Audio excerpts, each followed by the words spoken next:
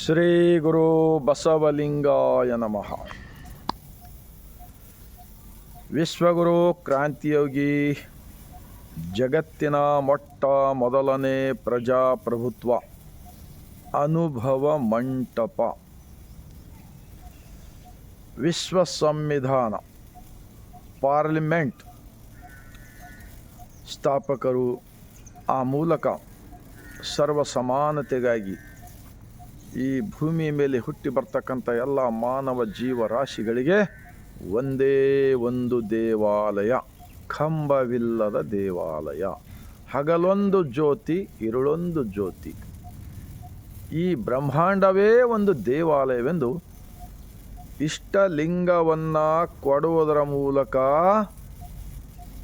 ತಮ್ಮ ತಮ್ಮ ದೇಹವೇ ದೇವಾಲಯಗಳು, ಈ ಸತ್ಯವನ್ನು ಇಡೀ ಜಗತ್ತಿನಲ್ಲಿ ಯಾರಾದರೂ ತಿಳಿಸಿಕೊಟ್ಟಿದ್ದೇ ಆದರೆ 12ನೇ ಶತಮಾನದಲ್ಲಿ ಬಿಜ್ಜಳ ರಾಜರ ಪ್ರಧಾನಮಂತ್ರಿಯಾಗಿರ್ತಕ್ಕಂತಹ ಮಹಾತ್ಮ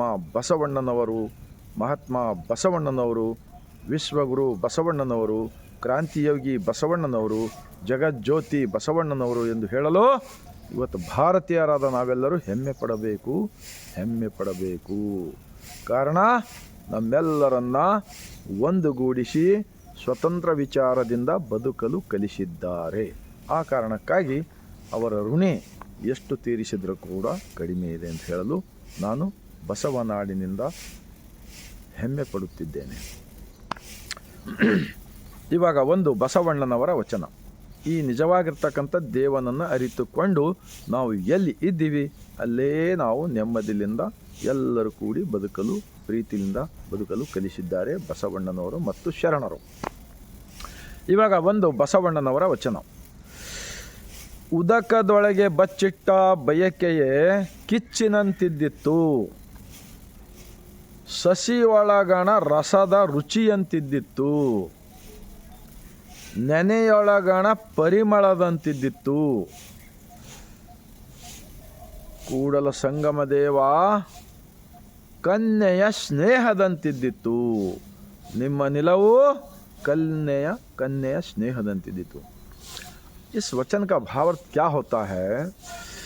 पानी के अंदर अंगार रहता है लेकिन किसी को नहीं दिखता है.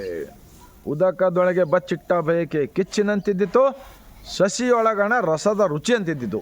जमीन में कौन सा भी एक दाना डालो हमको प्रसाद मिलता है, मीठे मीठे फल मिलता है, गन्ना में हर चीज़ का मीठा है ना, गुप्त रहता है, लेकिन वो देने वाला मालिक का खूबियत देखो कैसा है. ಸಸಿಯೊಳಗಣ ರುಚಿ ಅಂತಿದ್ದಿತು, ನೆನೆಯೊಳಗಣ ಪರಿಮಳದಂತಿದ್ದಿತು. जैसे कि मग्गी फूल का झाड़ का मग्गी फल का हो, किसी का भी हो, वो जैसा जैसा सूरज आता ना वैसा वैसा खुल जाता है. उसके अंदर जब बाद में खुशबू आता है, उससे पहले वो खुशबू गुप्त रहता है. ನೆನೆಯೊಳಗಣ ಪರಿಮಳದಂತಿದ್ದಿತು, ಕೂಡಲ ಸಂಗಮ ದೇವನ ನಿಲವು कन्या स्नेहदंतिद्दितु. सृष्टि का मालिक का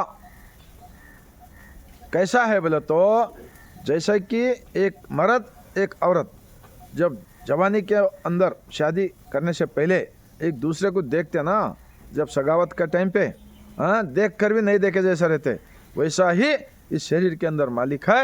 इन मालिक को हम जब भी आंख मूझ के याद करो, धन्यवाद कहो, यही भगवान के रास्ता होता है.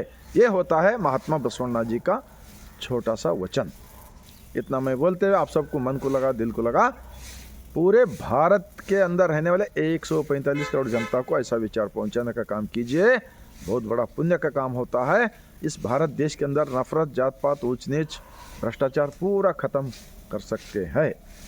बस और एक बार बसवा कल्याण की ज़मीन से मैं सर झुकाकर शरण करता हूँ.